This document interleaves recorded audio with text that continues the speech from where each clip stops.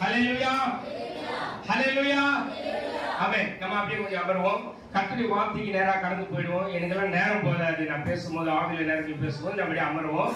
சில வார்த்தைகளை கர்த்தர் இங்க கற்றுக் கொடுப்பாரு. உட்காருங்க கீழே உட்காந்துக்கோங்க. அமருவோம் அப்படின்னா உட்காந்துக்கணும். ஆமென். ஹல்லேலூயா ஹல்லேலூயா. நீங்க ஹல்லேலூயா சொல்ல மாட்டீங்களா? ஆமென். சரி, ஓகே. இப்போ சங்கீத பாடத்திலிருந்து நம்ம அப்படியே எடுத்துக்கொள்வோம். எல்லாரும் அதான் எடுத்தோம். ஆவியானவர் எனக்கு கொடுத்ததை நாங்க பேசிட்டு போயிடுவேன். நிச்சயமாகவே உங்களுக்கு விடுதலை ஆக்குவார். நான் என்ன சொன்னேன் தெரியாது. நீ சொல்லி அவங்க பாருங்க. அதுதான் நீ கேட்கும் போது ஜாகிரதையா கேட்கணும். ஏன்னா ஒருத்தர் வந்து இருக்கிறோம், ஒரு ஊழியக்காரன் பாரத்தோடு வந்து இருக்கிறோம். ஒரு வார்த்தையை ஜனங்க கேட்க வேண்டும் என்று சொல்லி. ஆனா எவ்வளவு பாரத்தோடு வந்து இருக்கிறது தெரியுமா? ஒருத்தரும் டைம் லேட் ஆயிடுச்சுன்னா ஒருத்தருக்கு போன போட்டு எங்க இருக்கிறீங்க கேட்டு இருக்கிறதே எங்களுக்கு பெரிய வேலையாயிடுச்சு. ஹல்லேலூயா. கரெக்டா 12 மணிக்கு தான் வண்டியை பிடிச்சி இங்க எத்தனை மணிக்கு வந்தோம்? அதிகாலையில வந்தோம். ஒரு ரூம் எடுத்து அங்க குளிச்சுட்டு ஃப்ரெஷ் ஆகி இப்படி வந்துட்டோம். ஐயாவை பார்த்தா ஐயாவை வேற எங்கேயோ போயிட்டு வராரு. பெரிய விஷயத்துக்காக போயிட்டு வந்திருக்கிறாரு. ஹல்லேலூயா. கரெக்டா கேட்டோமா? ஆமென். சரி, இந்த வேதத்துல சங்கீத பாடம் எடுத்தாங்க உங்களுக்கு தெரியுமா? நீங்க சொல்லாதீங்க. இந்த டீம்ல கேக்குறேன். சங்கீத பாடம் என்ன எடுத்தாங்க? இது தெரிஞ்சா நான் உட்காந்து கரங்களை தட்டுவாயா? ஹல்லேலூயா. சரி, அப்போ நான் ஜெபம் பண்ணி அப்படியே தியானம் பண்ணி இருந்தேன். அப்போ ஒரே ஒரு வார்த்தை மாத்திரம் எடுத்து நீ பேசு அப்படின்னாரு. ஹல்லேலூயா. சங்கீதத்துல நல்லா கவனிங்க. 14ஆம் சங்கீதம் 2ஆம் வசனம். நல்லா கவனிங்க. தேவனை தேடுகிற உணர்வு உள்ளவன் உண்டோ என்று அப்படி புள்ளி இருக்கும். அப்படி படிச்சாதான் எல்லாருக்கும் விளங்கும். அந்த வேதத்துல புள்ளி இருக்கும் பாருங்க. கமா இருக்கும், புள்ளி இருக்கும், கேள்வி பதில் கேள்வி இருக்கும். அல்லேலூயா. நிறைய இருக்குது. உணர்வுள்ளவன் உண்டோ என்று பார்க்க. நல்லா கவனிங்க. பார்க்க. இது ஒரு சப்ஜெக்ட் மாத்திரம் ஃபர்ஸ்ட் எடுத்துக்கலாம். பார்த்து. அல்லேலூயா. பார்க்கவா பார்த்தா? அப்ப பார்வை மிக முக்கியம். மனிதர்களுக்கு பார்வை மிக முக்கியம். இந்த பார்வையில தான் பரிசுத்தமும் அசுத்தமும் இருக்குது. ஹல்லேலூயா. இந்த பார்வையில தான் மனுஷருக்கு பரிசுத்தமும் அசுத்தமும். நீ பார்க்கிற பார்வை தான். ஆண்டவர் எதை பார்க்கிறாரு? உள்ளத்தை பார்க்கிறாரு. மனுஷன் முகத்தை பார்க்கிறான். சரி, இந்த பார்வை குறித்து சில ரகசியங்களை உங்க இதயத்துல விதைக்கிறேன். இது கற்றுக் கொடுக்கிற இடம். ஹல்லேலூயா. இது கற்றுக் கொடுக்கிற இடம். நீங்க கற்றுக்கொண்டு மற்றவர்களுக்கு கற்றுக் கொடுக்கிற ஸ்தலம் இது. அப்ப ஆண்டவர் சொன்னாரு, அப்படியே தியானம் பண்ணியே இருந்தேன். அப்படியே தான் இருப்பேன். அப்படியே ஆவில தியானம் பண்ணும்போது பெரிய ஒரு முகத்தை காட்டினாரு. ஒரு சேற்றில புரண்ட ஒரு முகம். அது ஒரு பெண்ணின் முகம். அது அந்த முகம் எல்லாரையும் வேதனைப்படுத்தி கொண்டு இருக்கிறது என்று சொன்னார். உண்மைங்க.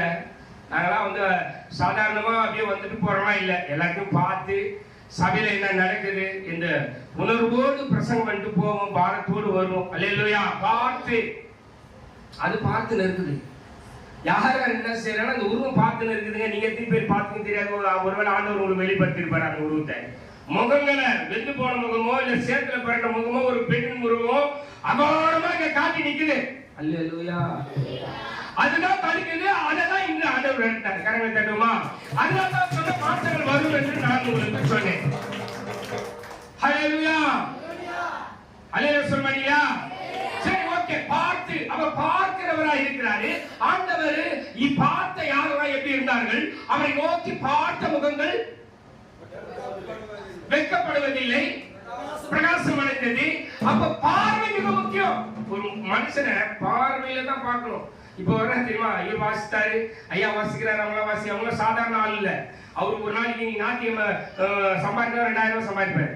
எனக்கு தெரியும். டேவிட் ஐயா அவரு அப்பா கூடிய வேலைக்கு வந்தாரு. கரங்களை தட்டுமா? பார்த்து பார்க்கிறாரியா? சாதாரண பார்த்து. இவருக்கு மோனத்தை வாசிக்கிறாரு. சாதாரண ஆள் இல்ல. இது பஸ்ல வர கூட பெரியதான். அவரு வந்தாரு. நாங்க காசு கொடுத்தா வந்தோம். உண்மைதான் இது. ஆனா பேண்ட் வாசித்து உட்கார்ந்துக்கிறாரு. யாருக்காக? நீங்க உங்க பார்வை அப்படி இருக்கலாம். ஆண்டவர் பார்த்து. ஹல்லேலூயா. அவருக்கு தெரியுமா? நம்ம பிரதர் சகாயம் பிரதர் அவர் பார்த்து பார்த்து வேலை செய்வார். ஐயோ கர்த்தருடைய பிள்ளையாச்சே, நானு பத்திரமா வேலை செய்யணும். ஒரு ப்ரோக்ராம் பார்த்தேன்னா இந்த வீட்டையே வேற மாதிரி ஆகிடுவார் வெளியெல்லாம். அந்த மாதிரியான ஆண்டவர் ஒரு தாளத்தை கொடுத்திருக்கிறார். அதுக்கு பின்னாடி உட்காந்துக்கிற பீட்டர் ஐயா தெரியுமா? ரேஷன் கடையில உள்ள அடிக்காத மனுஷனே கிடையாது. ஐயா இந்த மாதிரி வேலையே எனக்கு வேண்டாம், அங்க எதிரே இருக்க மாத்திட்டாங்க அவரை. அல்லேலூயா. நியாயமா இருப்பாரு எல்லாத்திலையும். அவரை பார்த்து இவரை பார்த்து அவர் பார்க்கிறார். நாம் அவரை பார்க்கணும், அவர் பார்க்கிறார். அல்லேலூயா. சரி, ரெண்டு பார்வை நான் உங்களுக்கு முன்பாக வைத்து இந்த சத்தியத்துக்குள்ள கடந்து வெளியே வந்துடுறேன். வேதம் சொல்லுகிறது, சத்தியத்தை அறிவீர்கள், சத்தியம் நிச்சயமா உங்களை விடுதலையாக்கும். ஆமென். சரி, ஒரு பார்வை பார்க்கலாம் பாருங்க. வேதத்தில் எழுதியிருக்கிறது, யோபு 31ஆம் அதிகாரம் 4ஆம் வசனத்தை நம்ம பார்ப்போமே. நம்ம வேதத்தை பார்ப்போம். இல்ல 31:4 கரங்களை தட்டுவோமா?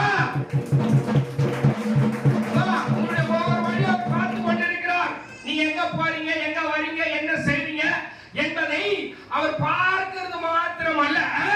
அப்பா சத்திய வேதம் சொல்லுது பாரு, அவர் எண்ணுறார், கவுண்டிங் பண்ணிட்டு இருக்கிறாரு. ஒரு கவுண்டிங் கணக்கு வேதம் சொல்லுது. கணக்கு வைக்கும் கர்த்தர் அவர் உங்கள் கண்ணீரை கூட கணக்கு வைப்பாரா? யாரு உன் நடைகளை எண்ணுகிறார். ஹல்லேலூயா. வாசித்து கேட்போம். என் வழிகளை பார்த்து பார்க்கிறது மாத்திரமல்ல, பார்த்துட்டு விட்ட மாட்டாரு, உன்னுடைய நடைகளை. கரங்களை தட்டுவோமா? இந்த குழந்தை யார் குழந்தை மாதிரி? இந்த குழந்தை குட்டி பையன் யார் குழந்தைங்க? ஏமா இந்த குழந்தை இப்படி ஓடி ஓடி வந்தது எத்தனை நடந்து எனக்கே தெரியல. உங்களுக்கு தெரியுமா அவன் குழந்தை எத்தனை நடந்ததுன்னு? ஆனா அப்ப கணக்கு வச்சுக்கிறாங்க, இந்த குழந்தை ஆலயத்துக்கு எத்தனை நடந்தது இல்ல வேற எங்க நடந்தது. குழந்தை விட்டுருங்க, உங்களை பாக்குறாரு. நீங்க எங்க நடந்தீங்க இப்போ? ஐயா, உன் நடைகளில் போகிற அந்த வழியை நீ காத்துக்கொள். சேருகிற இடம் சரியில்லாத இடம் காத்துக்கொள். உன் நடைகளை அவர் எண்ணிக்கொண்டிருக்கிறார். கடைகளை தட்டுவோமா? நீ யாரோடு பழகி, யாரோடு நீ நடந்து கொண்டிருக்கிறாய், யாரோடு சமாளித்துக் கொண்டிருக்கிறாய், அவர் உன் வழிகளை பார்த்து உன் நடைகளை எண்ணுகிறவர் மாத்திரம் அல்ல, நல்லா கவனிங்க, உன் பழக்கத்தையும் அவர் பார்க்கிறார். கிறிஸ்துவ வாழ்க்கை என்பது சாதாரணது அல்ல. உன் பழக்கம் எப்படி இருக்குது பாருங்க. வேதம் சொல்லுது, நீ அவரோடு பழகி. யாரோடு பழகணுமா? நான் யாரோடு பழகிறேன்? என் பழக்கம் எப்படி இருக்குது? உன் பழக்கம் தான் ஆசீர்வாதத்தை சாபத்தையும் கொண்டு வரும். நீ பழகிற பழக்கம் தான் சமாதானத்தையும் இல்ல சஞ்சலத்தையும் கொண்டு வரும். ரெண்டு காரியம் இருக்குது. நீ யாரோடு பழகினா சமாதானம் மகிழ்ச்சியா இருக்கிற, நீ யாரோடு பழகினா ஒரே வேதனை பிரச்சனை வருது. உன் பழக்கத்தினால என்ன வருது? ஹலோ, இருக்கீங்களா? உன் பழக்கத்தினாலதான் பலவிதமான போராட்டங்களும் பிரச்சனை வந்து இருக்குது. அந்த பழக்கத்தை விடு. நீ பழகிற நபர் சரியில்லை, நீ போகிற நடைகளை அவர் எண்ணிக்கொண்டிருக்கிறார். அவர் பார்த்தபடி உன் நடைகளை அவர் பார்த்து எண்ணிக்கொண்டிருக்கிறார்.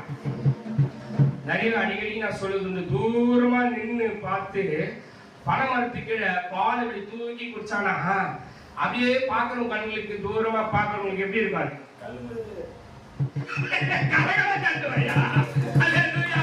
நீ பாலே குடிச்சாலும் கல்லு குடிச்சுக்கிறான் பாருங்க சொல்லுவாங்க.